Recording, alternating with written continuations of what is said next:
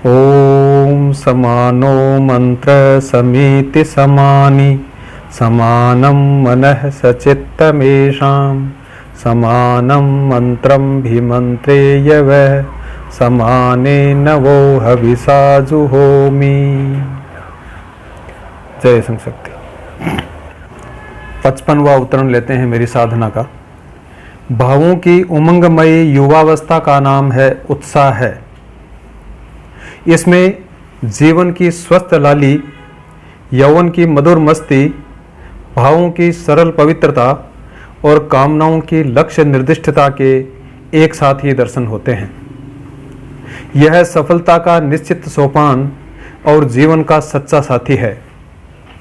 इसके संयोग मात्र से क्षुद्रता महत्ता में रूपांतरित, निराशा निराकार और आशा में साकार होकर जीवन पथ पर उल्लास और आनंद बिखेर देती है। यही उत्साह है मेरी साधना का जीवन मंत्र और मेरे जीवन की प्रबल प्रेरक शक्ति है। जिस दिन यह नष्ट हो जाएगा उस दिन जीवन और साधना दोनों ही निष्प्राण हो जाएंगी। साधक इस अवतरण में उत्साह का महत्व बताते हुए कहता है कि उत्साह ही वह एक प्रेरक तत्व है जो जीवन मंत्र और प्रेरक शक्ति है। इसके बिना, उत्साह के बिना न तो ये जीवन रहेगा और न ही साधना। पूज्य नारायण सिंह जी कहा करते थे कि साधक में इतना उत्साह होना चाहिए कि यदि उत्साह को बोरी में भर दिया जाए तो बोरी भी उछलने लग जाए। तो इस अवतरण में जो भावों की उमंगमयी युवावस्था है उसका नाम उत्साह बताया गया है। इसमें जो भावों की उमंग की जो युवावस्था है वो होना जरूरी बताया गया है कि उमंग तो हो, भाव तो हो, लेकिन उसकी युवावस्था नहीं है तो फिर वो उत्साह नहीं हो सकती। उमंग का मतलब होता है सुखदायक मनोवेग, मौज कह सकते हैं हम, आनंद कह सकते हैं, उल्लास कह सकते हैं। और जो ये उमंग है वो जवान भी होनी चाहिए, वो युवा भी होनी चाहिए, तभी वह उत्साह कहलाएगा। भाव तो हैं लेकिन ये यदि कष्टदायक हैं, यदि वे पीड़ादायक हैं तो फिर वे उत्साह नहीं कहलाएंगे। उत्साह का कोई उम्र से कोई लेना देना नहीं है। कोई जवान हो, चाहे प्रौढ़ हो, चाहे वृद्ध हो, उसमें समान रूप से उत्साह रह सकता है। और जिसमें उत्साह है वो ही वास्तव में युवा है। तो इसमें जीवन की स्वस्थ लाली, यौवन की मधुर मस्ती, भावों की सरल पवित्रता और कामनाओं की लक्ष्य निर्दिष्टता के एक साथ ही दर्शन होते हैं। उत्साह की विशेषता बताते हुए यह साधक कह रहा है कि जीवन की जो स्वस्थ लाली है, यानी जो इज्जत है, जो प्रभाव है, जो आबरू है या ओज है, वो ही वास्तव में वो स्वस्थ लाली है। और यौवन की मधुर मस्ती, यौवन की जो मस्ती होती है वो बड़ी मधुर होती है, वह गुदगुदाती है, वो सभी को आकर्षित करती है और सभी उस मौज मस्ती में, उस युवावस्था में, उस जो यौवन की मस्ती है उसमें जाने का सबकी लालसा होती है, कामना होती है। और भावों की सरल पवित्रता यानी कपट रहित भाव, सरल भाव, ऐसे जब सरल भाव होंगे और कामनाओं की लक्ष्य निर्दिष्टता यानी जितनी भी जो कामनाएं हैं उन सब कामनाओं का जो लक्ष्य है वो एक हो जाए। अलग अलग प्रकार की कामनाएं नहीं रहे, अलग अलग प्रकार की इच्छाएं नहीं रहे। मेरी जो इच्छा है मेरे उद्देश्य के प्रति समर्पित हो जाए, मेरी जो कामना है वो लक्ष्य के प्रति उसका दृष्टिकोण हो जाए। ऐसी जब कामनाएं हो जाएगी तो ऐसा इस उत्साह के अंतर्गत सबको सारा का सारा दर्शन है वो एक साथ दिखाई देता है। तो साधक यहां कह रहा है कि ये जो सारे के सारे गुण हैं वो सारे के सारे उस उत्साह के अंदर इसके दर्शन होते हैं। यह सफलता का निश्चित सोपान और जीवन का सच्चा साथी है। उत्साह ऐसी सीढ़ी है जिस पर चढ़कर निश्चित रूप से सफलता प्राप्त की जा सकती है। निरुत्साही जो व्यक्ति है वो कभी भी अपने उद्देश्य को प्राप्त नहीं कर सकता। जीवन में अगर सफलता प्राप्त करनी हो, जीवन में यदि कुछ प्राप्त करना हो, यदि किसी लक्ष्य तक पहुंचने का बात हो, तो इस उत्साह का होना अत्यंत आवश्यक है। तो यह सफलता का निश्चित सोपान भी है और जीवन का सच्चा साथी भी है। साथी का मतलब है जो जीवन भर साथ देने वाला हो, जो कभी किसी प्रकार का धोखा नहीं देवे, चाहे वो सुख में हो और चाहे वो दुख में हो, कभी भी इस प्रकार का धोखा नहीं देगा, हमेशा वो साथ रहेगा। ऐसा साथी है जो जीवन का सच्चा साथी है, वो कभी धोखा नहीं देता है। चाहे सुख आए तो भी वो हमेशा साथ रहता है, दुख आए तो भी वो हमेशा साथ रहेगा। इसीलिए इसको सच्चा साथी कहा गया है। जो सच्चे साथी नहीं होते हैं वो किसी के कष्ट आने पर या दुख आने पर भाग खड़े होते हैं, और जब उसके पास सुख होता है तब उसकी चाटुकारिता के लिए वो पास में रहते हैं। तो उत्साह है वो ऐसा साथी नहीं है। उत्साह ऐसा साथी है जो सुख है उसमें भी साथ रहता है और जो दुख है उसमें भी साथ रहता है। यानी कि कैसी भी विपरीत परिस्थितियां आ जाए, अगर उत्साह है तो व्यक्ति घबराकर अपना मार्ग नहीं छोड़ेगा। इसके संयोग मात्र से क्षुद्रता महत्ता में रूपांतरित, निराशा निराकार और आशा साकार होकर जीवन पथ पर उल्लास और आनंद बिखेर देती है। यानी उत्साह वो पारसमणि है, उस पारसमणि का कार्य करता है जिसके संपर्क में आने से जिस प्रकार की क्षुद्रताएं हैं, कोई हीन भावनाएं हैं, वो सारी की सारी क्षुद्रताएं उस महानता में परिवर्तित हो जाती है।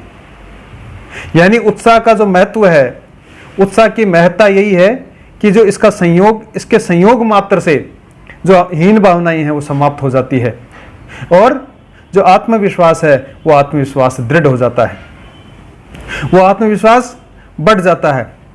उत्साही जो व्यक्ति है उसकी जो निराशाएं हैं वो निराकार हो जाती है, यानी वो किसी प्रकार से दिखाई नहीं देती, वो किसी प्रकार का आकार नहीं ले पाती हैं, और जो आशाएं हैं वो ही दिखती हैं। आशाएं निराशा निराकार और आशा साकार होकर जीवन पथ पर उल्लास और आनंद बिखेर देती है, और केवल आशाएं ही आशाएं दिखती है। आशा उत्साह की जीवन संगिनी है।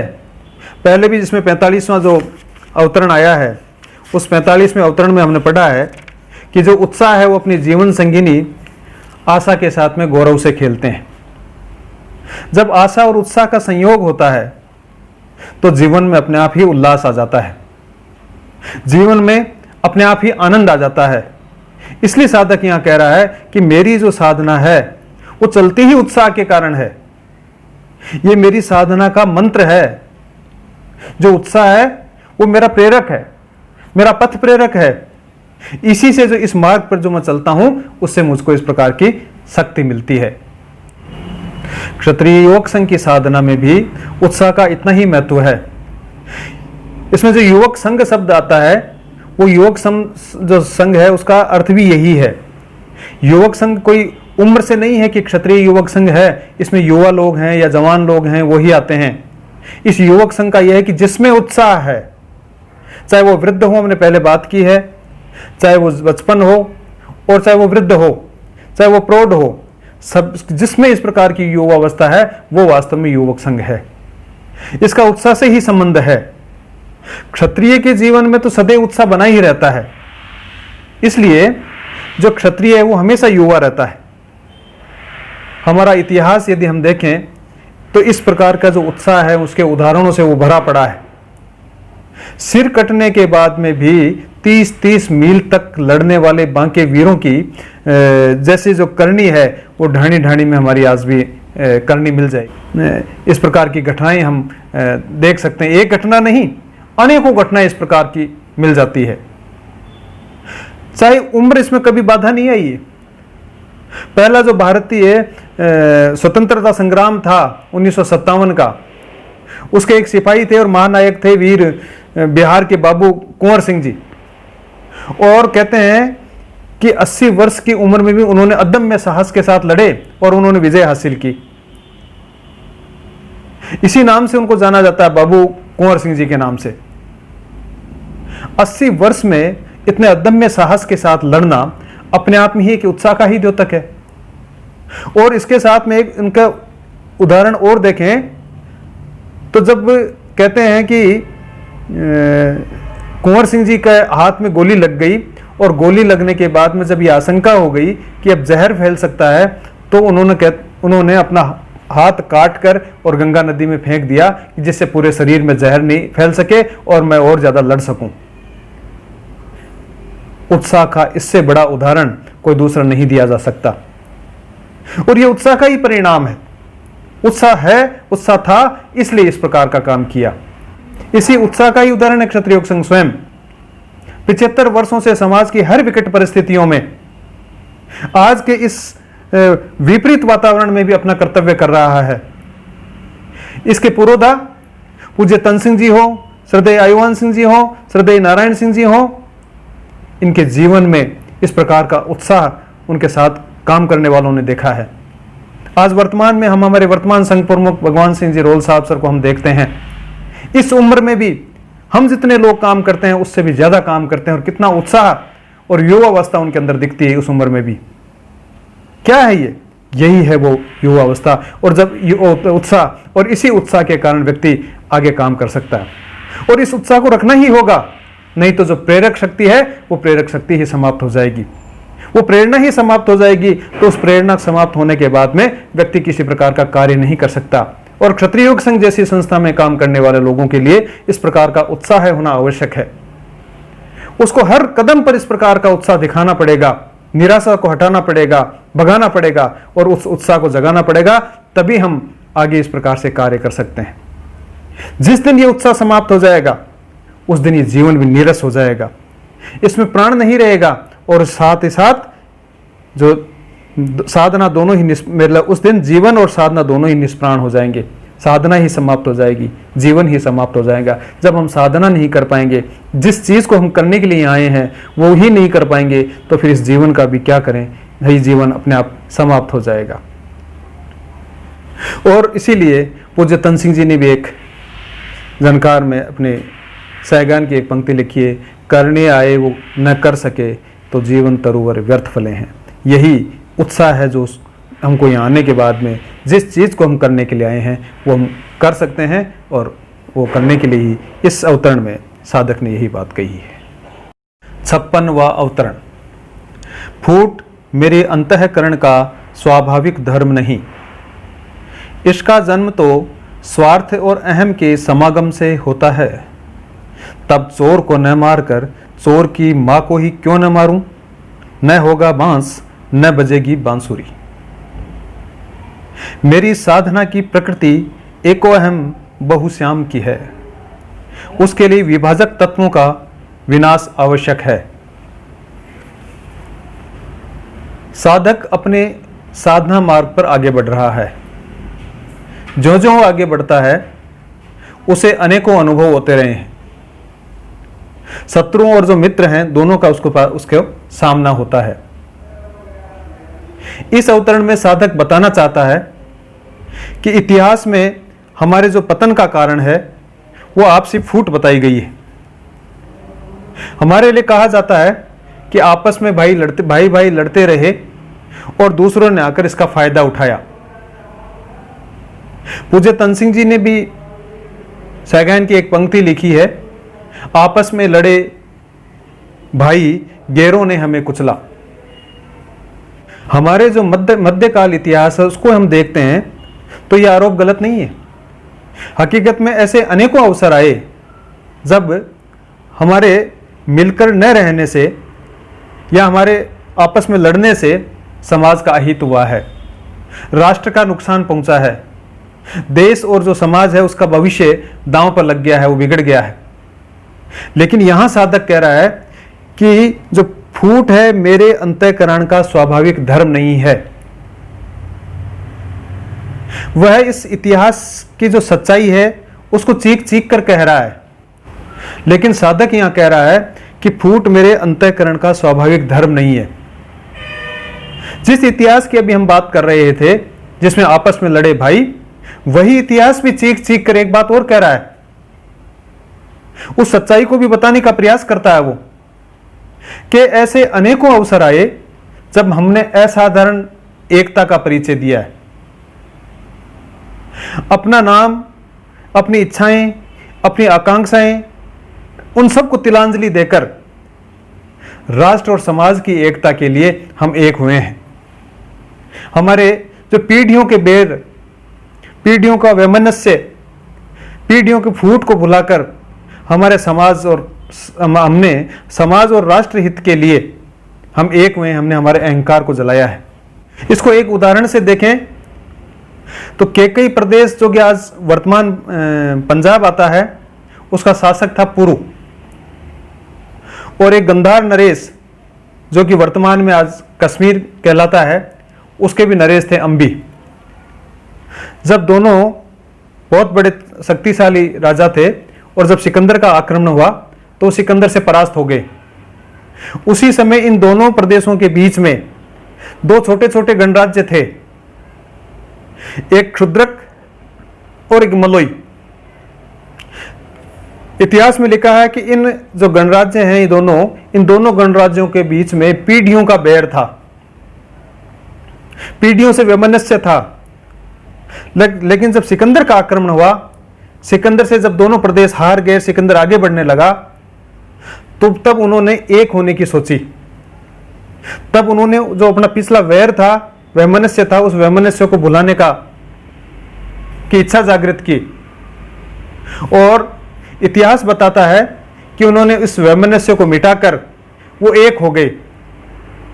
लेकिन वास्तव में यदि हम देखें तो उनकी सबसे बड़ी जो समझदारी थी वो ये थी कि इतने वर्षों का जो पीढ़ियों का बैर है, इतने वर्षों से, इतनी पीढ़ियों से जो वैमनस्य चल रहा है, इस वैमनस्य को एक रात में किस प्रकार से पूरा किया जा सकता है, किस प्रकार से भुलाया जा सकता है।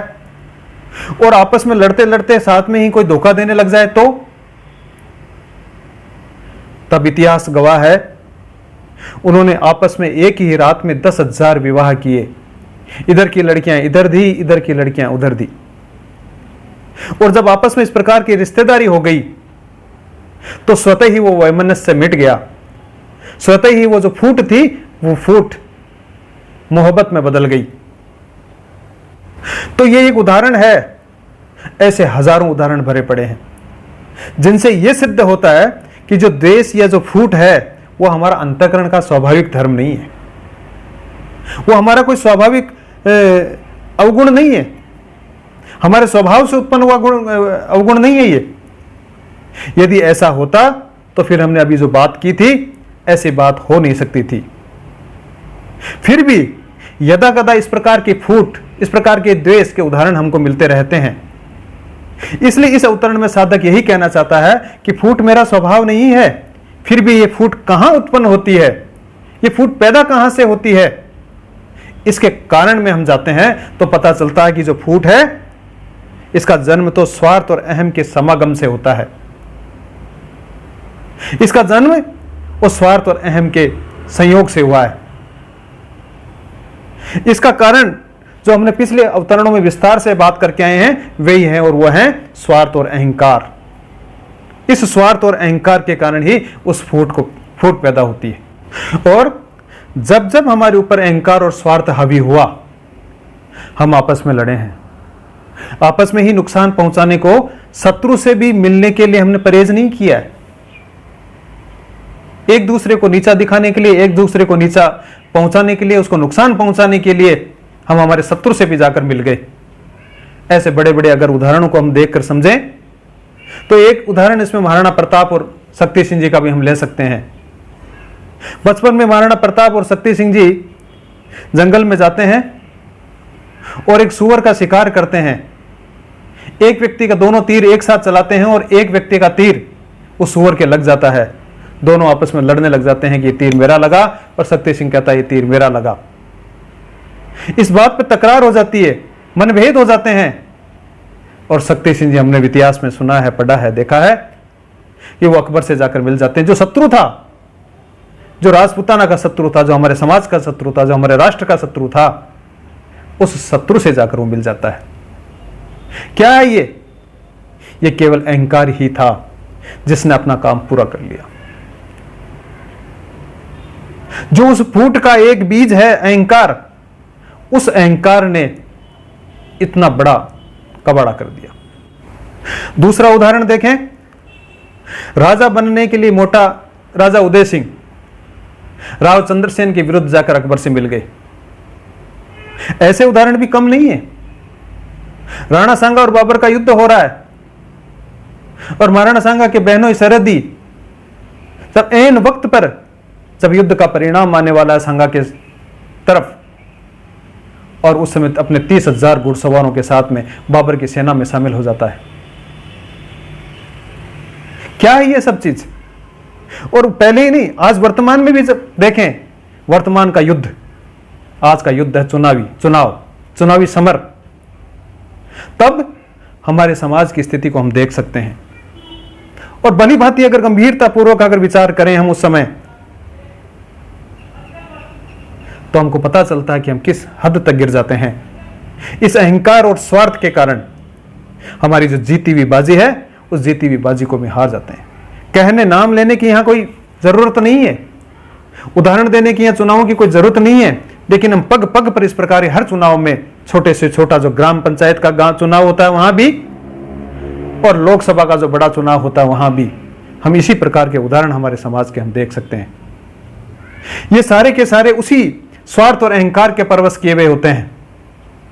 ये उसी स्वार्थ और अहंकार के कृत्य हैं।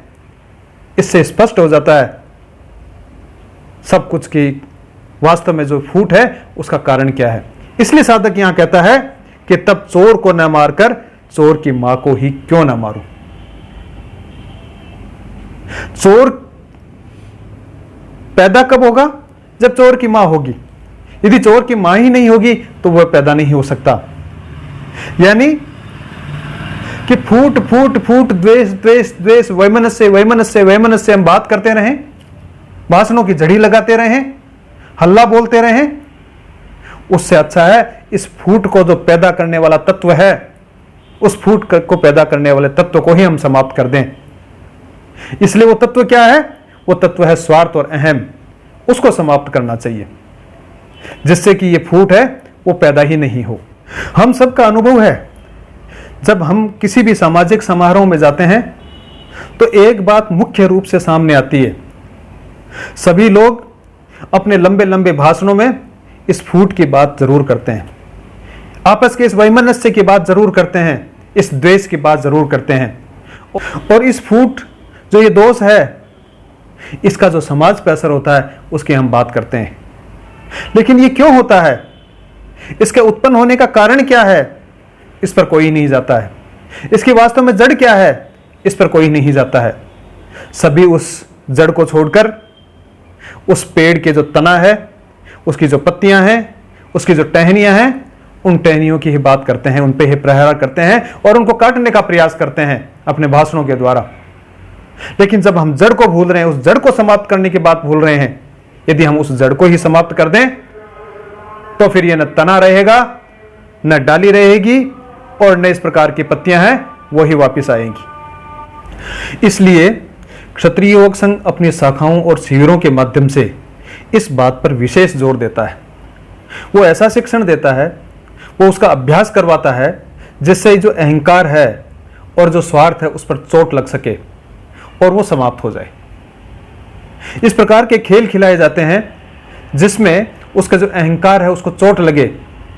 जैसे एक खेल खिलाया जाता है क्षत्रिय योग संघ में, प्यारी पूसी, और उस प्यारी पूसी खेल में एक व्यक्ति है, वो चाहे किसी भी उम्र का हो सकता है, उसका शिक्षण चाहे किसी भी प्रकार का हो सकता है, उसका पद कितना ही बड़ा हो सकता है, लेकिन जिसका नंबर आता है वो व्यक्ति उस घेरे में जाता है और प्रत्येक व्यक्ति के सामने जाकर म्याऊं बोलता है, यानी बिल्ली बनाने का प्रयास करता है खेल ही वास्तव में।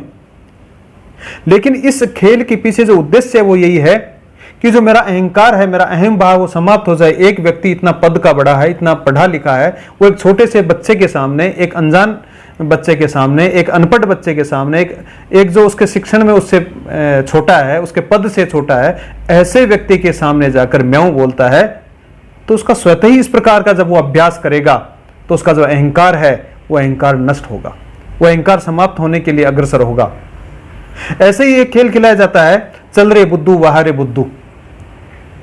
इस खेल के पीछे भी उद्देश्य यही है। इस खेल को खेलने का तरीका यह है, एक व्यक्ति एक घेरे में आता है और उसके चारों ओर 10-15 व्यक्ति इकट्ठे हो जाते हैं और उसके सिर पर एक थप्पड़ की मारते हैं और कहते हैं चल रे बुद्धू वाह रे बुद्धू।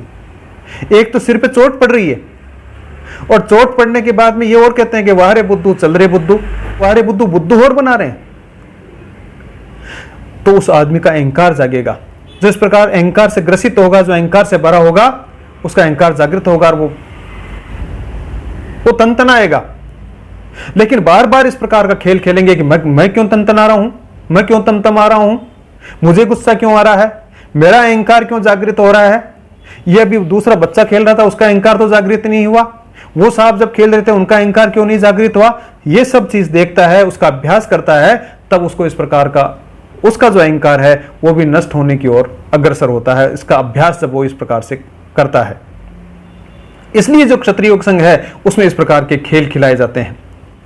इसी तरह से घटों में भी इस तरह की व्यवस्था होती है। इसमें क्षत्रिय योग संघ के जो शिविर होते हैं उनमें घट बनाए जाते हैं और उन घटों में इस प्रकार की व्यवस्था की जाती है जिससे उसका जो अपना स्वार्थ है वो अपना स्वार्थ त्यागे और सामूहिक भावना है वो जागृत होकर अपना स्वार्थ समाप्त हो जाए। तो साधक यही कह रहा है उसमें कि मेरी साधना की जो प्रकृति है वो एको हम बहुश्याम की है, उसके लिए विभाजक तत्वों का विनाश आवश्यक है। साधक का कहना है कि जो मेरी साधना है वो एक से अनेक होने की है। थोड़ी विपरीत बात लग सकती है कि हम एक हो गए और अनेक होने जा रहे हैं, लेकिन यह बात दूसरी है। यह संगठन का वास्तविक रूप है और क्षत्रिय योग संघ का जो सूत्र है वो भी यही है कि हम एक से अनेक हो जाएं। क्षत्रिय योग संघ का जो आज साकार रूप हमें दिखाई दे रहा है, ये एक व्यक्ति की पीड़ा थी जो एक से अनेक लोगों की पीड़ा बन गई। एक व्यक्ति का, पूज्य तनसिंह जी का विचार था और ये एक विचार अनेक लोगों का विचार बन गया। इसी प्रकार की जो ये विधि है इसको आगे भी इसी प्रकार की जो इसी विधि को आगे अपनाया जाता है और अपनाना पड़ेगा, क्योंकि जो संघ की साधना है उसकी प्रकृति ही अपने आप में एकोहम भविष्याम है। इसलिए इसका जो मूल मंत्र है, उस मूल मंत्र के बीच में जो भी किसी प्रकार से रोड़ा बनने वाले थे उसके लिए विभाजक तत्वों का विनाश आवश्यक है। इसलिए जो भी बीच में बाधा आएगी, बीच में इसी प्रकार का कोई भी रोड़ा आएगा, ऐसे जो तत्व हैं उन तत्वों का नाश करना आवश्यक है। और इस अवतरण में हमने फूट की बात की, उस फूट को समाप्त करने के लिए या उस फूट को जन्म देने के लिए जो तत्व हैं वो तत्व स्वार्थ और अहंकार बताया गया। इसलिए उस स्वार्थ और अहंकार को मुझे इसका मूल से उखाड़ना है। मुझे उनके पत्ते और तनों और डालियों को नहीं काट कर उसका जड़ से समाप्त करना है, जिससे कि वो वापस से उत्पन्न न हो पाए। ओम शौर्यं तेजो धृतिर्दाक्ष्यं योद्धे चाप्य पलायनम दानमीश्वर भावश्च क्षात्रं कर्म स्वभावजम्। ओम शांति शांति शांति। जय संसार।